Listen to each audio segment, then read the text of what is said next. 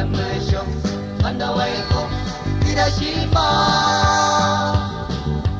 When you bow low, love, Jisi Baiko Sela, Modang Bosho, Bamliashi, Talawaki,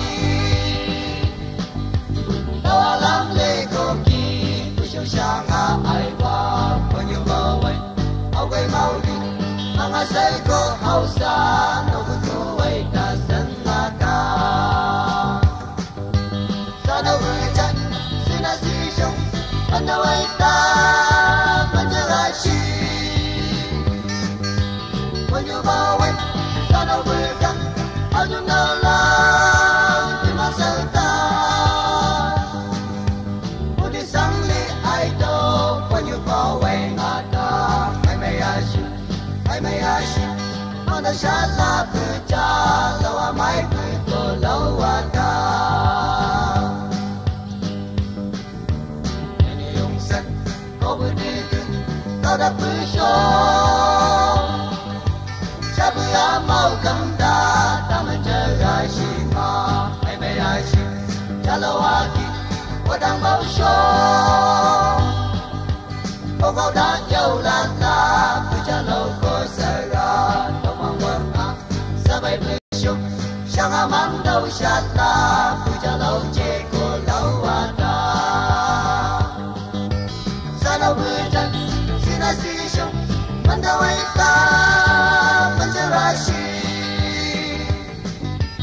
When you go away, Sana Wujan, how to know love, give us a dime. Put it soundly, I do, when you go away, Nata.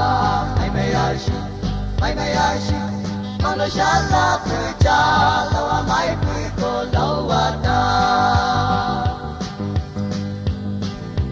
Out of Tumba, Shangamaitan, Island and Jan.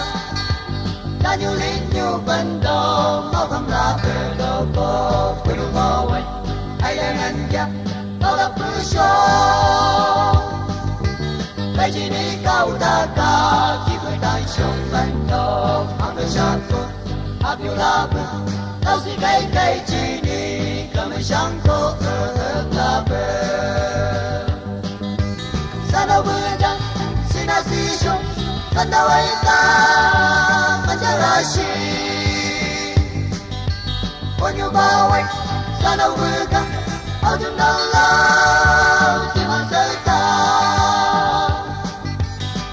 I do when you go away, Nada. I may ask you, on the Shala Puja, lower my people, lower down.